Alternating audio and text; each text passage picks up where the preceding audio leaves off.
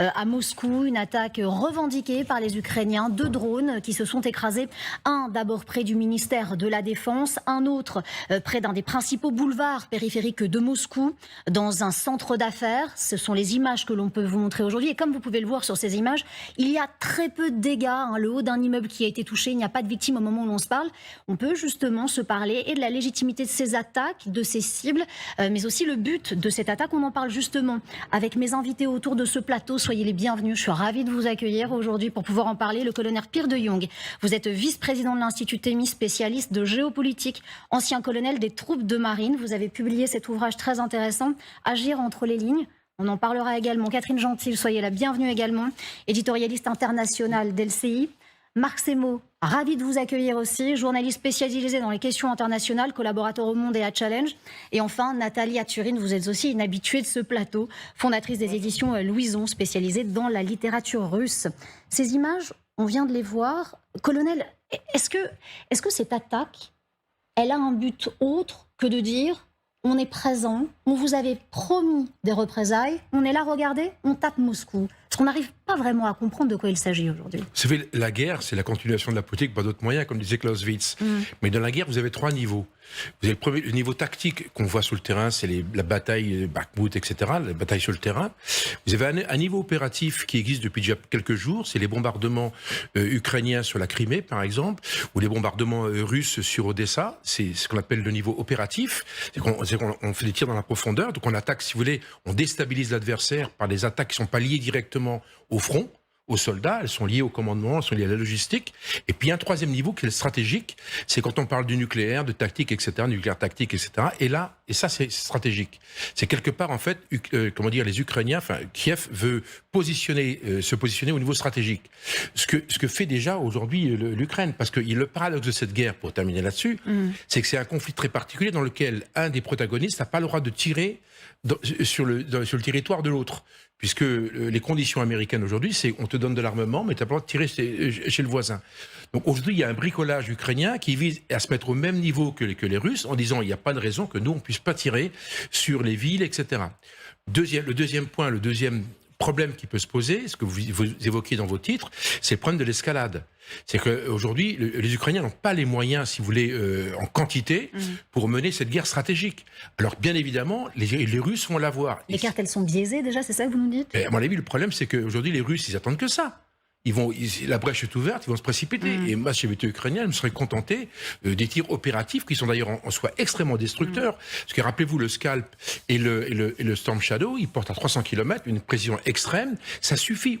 Dans ce conflit, ça suffit. Donc pour vous, colonel, ça, c'est pas forcément la meilleure idée aujourd'hui. C'est pas une bonne idée, mais ils avaient besoin. Si vous savez, c'est quand Churchill va bombarder Berlin en 1939, il fait la même chose. Il envoie 3 avions, les avions perdus d'avance. Ils l'ont fait. Les Américains l'ont fait également contre les Japonais, contre Tokyo. Ça sert pas à grand chose. C'est un message en disant vous n'êtes pas tranquille chez vous. Donc c'est un message qui est politique, mais encore une fois, le problème c'est la réplique. Et ça, je suis pas sûr aujourd'hui que... On va y venir justement, on va essayer de savoir si les représailles vont aussi arriver au jeu des représailles, qui commence et qui s'arrête surtout, ça on le sait pas vraiment. Catherine Gentil, une attaque qui a été revendiquée par les Ukrainiens.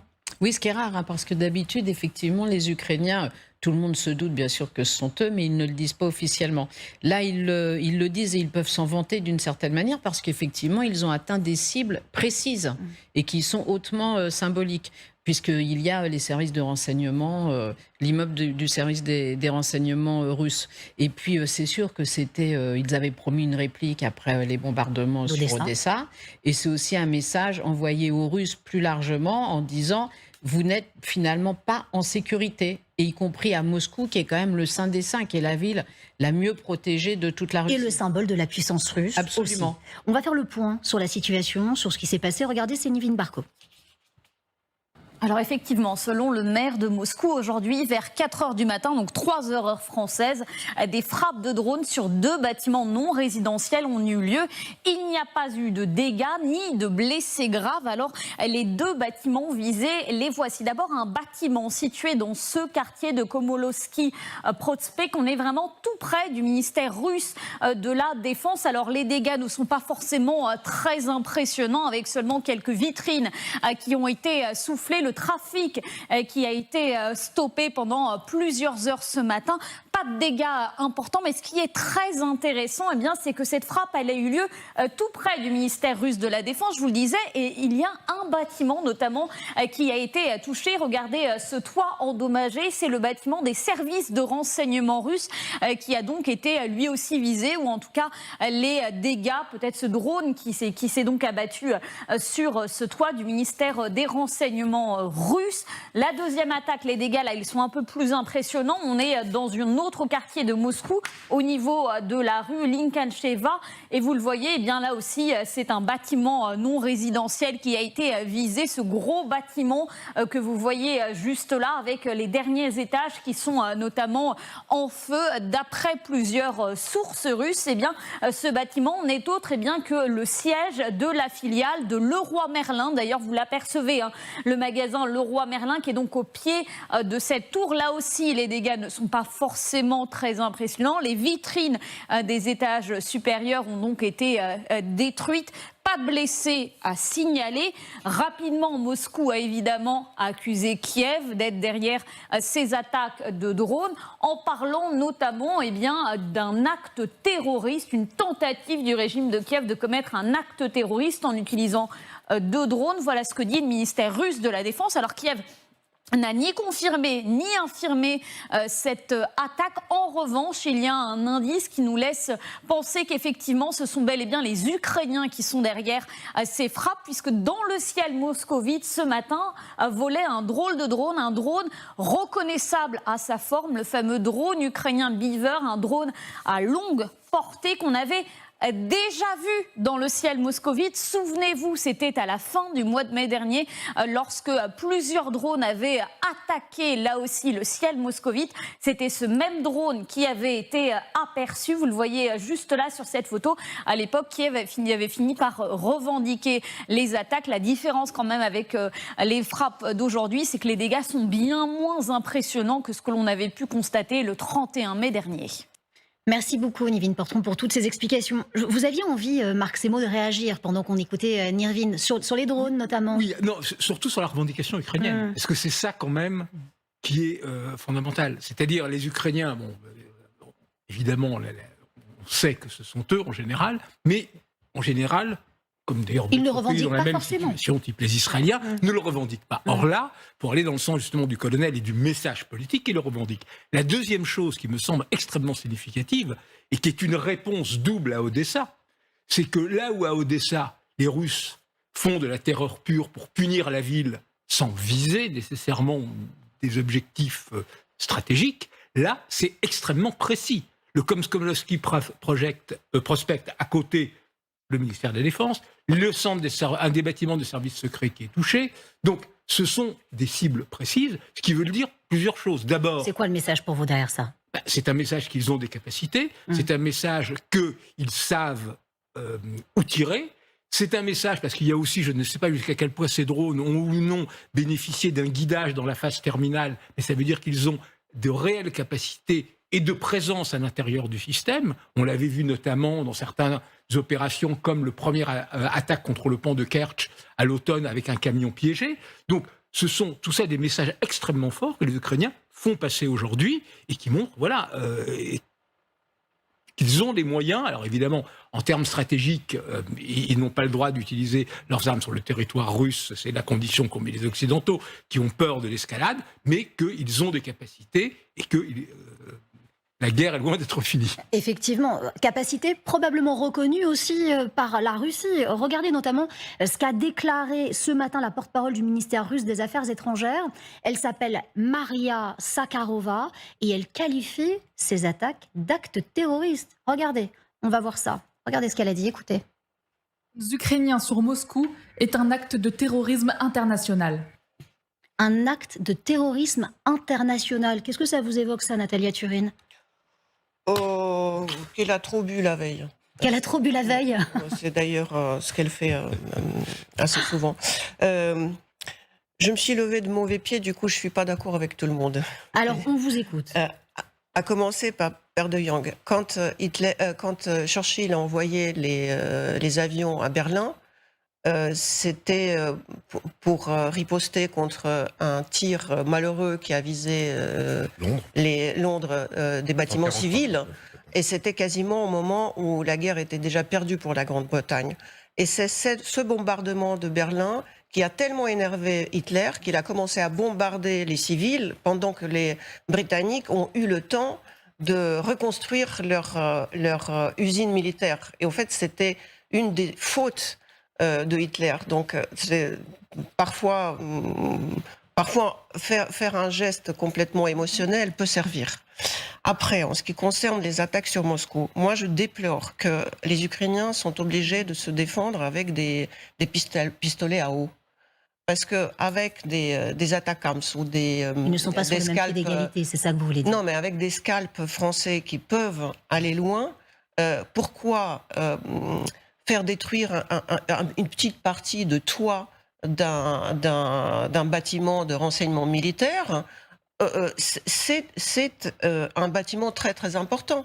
Donc s'il était détruit complètement, dans ce cas-là, on marque le territoire, on montre aux Russes que c'est sérieux.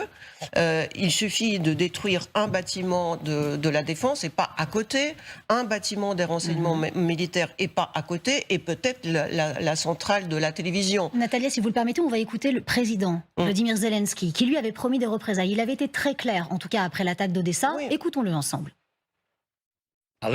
Malheureusement, la capacité de la défense aérienne ukrainienne n'est pas encore suffisante pour protéger l'ensemble du ciel ukrainien et nous travaillons avec nos partenaires aussi activement que possible pour obtenir les systèmes de défense aérienne supplémentaires. Il a été clair là, Volodymyr Zelensky. Il fallait de toute façon lancer des représailles parce que ça ne pouvait plus durer. Oui, mais effectivement, représailles militaires, pas effectivement quand on fait les petits drones, ça a l'air d'un acte terroriste. Pour vous, c'est un pavé dans la mare. Et ça sert à rien. Au fait, le Russe ricane maintenant. Il a l'impression que c'est juste des tirs comme celui-là, le feu d'artifice, on l'appelait quand quelque chose s'est explosé au-dessus de dômes de Kremlin. Le Russe ricane, oui, mais veut former les plus jeunes à l'utilisation de drones, car la guerre des drones continue. Et ça, on fait le point avec vous, Cédric, ils sont de plus en plus jeunes à être formés aujourd'hui à l'utilisation de ces drones en Russie. Oui, c'est le ministère britannique de la Défense qui l'explique aujourd'hui dans son bulletin quotidien d'information. En Russie, oui, l'éducation aux drones de combat va devenir obligatoire, tout simplement. Il s'agit de donner des rudiments, des bases aux élèves. La défense britannique donne plus de précisions, on va le voir, rapportant des propos du sénateur russe Artem Sheikhin. Le sénateur russe, donc en question, qui a annoncé que les cours porteraient notamment sur la reconnaissance du terrain et sur les moyens de contrer les véhicules aériens sans pilote, donc les drones ennemis. Cette formation obligatoire, elle va concerner les écoliers de 10e et de 11e classe. Alors c'est l'équivalent chez nous en France de la première et de la terminale, ça veut dire des lycéens, donc entre 15 et 17 ans. Une éducation aux drones de combat qui serait déjà suivie par quelques 30 000 étudiants à Moscou et à Saint-Pétersbourg. Alors Cédric, on va essayer justement de comprendre, c'est quoi l'objectif précis ici du gouvernement russe ? Déjà, ça montre a priori une chose, l'importance que Moscou accorde à l'utilisation des drones dans ce conflit avec l'Ukraine. Et puis, l'accent mis par la Russie sur l'initiation militaire des enfants, on va le voir, ce sont les mots de la défense britannique. Eh bien, c'est d'abord un effort pour cultiver une culture de patriotisme militarisé. Voilà, ce sont les mots utilisés. C'est plutôt donc développer une forme d'état d'esprit plutôt que des compétences réellement techniques. Ce sont donc les mots de la défense britannique. D'ailleurs, je précise que cette formation aux drones de combat qui va démarrer le 1er septembre, elle s'inscrit dans un cadre qui est plus large. L'intitulé du cours, c'est « Base de la sécurité de la personne ». Au programme, en plus des drones, les élèves vont s'entraîner au maniement du fusil d'assaut, à l'utilisation de grenades ou encore au premier secours au combat. Autant de nouvelles matières donc qu'il va falloir intégrer dans l'agenda des lycéens à partir de la rentrée prochaine. Merci à vous, Cédric Dandeville. Encore une fois, marque ces mots, utilisation de grenades à 17 ans, ça fait partie de l'éducation, il y a la géo, il y a les maths et puis il y a l'utilisation des grenades. Cette militarisation de la jeunesse avait déjà commencé depuis un certain temps. De mobilisation des jeunes, notamment des jeunes du parti présidentiel. Bon, là, on est dans une logique de guerre. Tout le monde, voilà. Et dans cette logique-là, c'est assez cohérent de On se préparer forme. les jeunes de première terminale à leurs responsabilités futures militaires. Alors c'est effectivement un signe terrible de cet engrenage et de ce qui se profile, c'est-à-dire une guerre longue d'attrition, ce qui pour le moment a l'air malheureusement d'être le cas. Alors comment est-ce qu'on se prépare en Russie? En tout cas, la propagande est lancée. C'est très simple. Que faut-il faire? On jette tout le monde à l'asphalte. Regardez. Devrions-nous mettre de la musique pour toi, sac à merde nazi? On va devoir te rouler dans l'asphalte. Tu es trop effronté. Tu t'attaques à la Grande Russie. Peut-être qu'avant de rouler la France et l'Allemagne dans l'asphalte, nous devrions rouler Zelensky dans l'asphalte. Voilà. D'abord Zelensky, après la France et l'Allemagne, éventuellement, colonel. Oui, vous savez, en France, il y a ce qu'on appelle les préparations militaires à partir de 16 ans. Donc à 16 ans, les gens apprennent à tirer, donc c'est pas un problème. L'âge n'a rien à voir. Le problème aujourd'hui, ce qui se passe, c'est qu'en fait, les drones, ce sont des robots. Et on va vers les guerres de demain, les guerres du 23e siècle, du 22e siècle. En fait, c'est des guerres dans lesquelles les populations vont se battre contre des robots. Là, on parle de robots volants, c'est les drones. Mais demain, il y aura les drones tueurs qui auront des canons, etc. Et on va tranquillement vers une espèce de guerre du futur dans lequel vous aurez les populations vont se défendre contre un système de robots, parce que c'est le mot robot qu'il veut utiliser.